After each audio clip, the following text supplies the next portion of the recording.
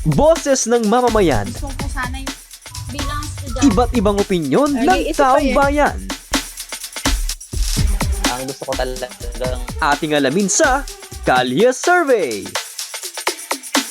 Sa lahat, good health, peace sa buong Nueva Ecija.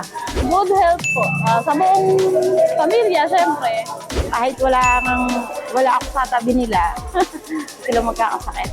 Sana maging okay ang lahat yung pagpasok ng 2024 natin. Hindi, kung ano ba ang gusto ng mga Pilipino, yung para sa kagaganda nitong probinsya, at sana yung may nagbabalak, sana magtagumpay. Dagdagan ng pagtitipid kasi mahirap ang buhay. Opo, yung dating mga binibili hindi kailangan, medyo pag-isipan pang maigi.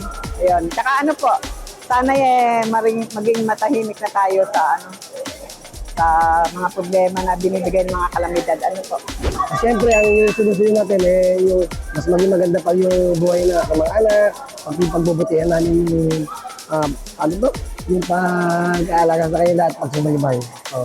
Hindi, kasi sa akin talaga, kailangan ko lang talaga asawa. Asawa lang talaga. Kaya sa isang taon, mag-aasawa na ako. Yun lang naman eh. Matupad ang lahat ng pangarap ko at yung dream ko sa buhay ay matupad lahat. Maging healthy lang po, pamilya ko, yun lang po. Saka maging maayos po, maging maayos po yung barangay namin.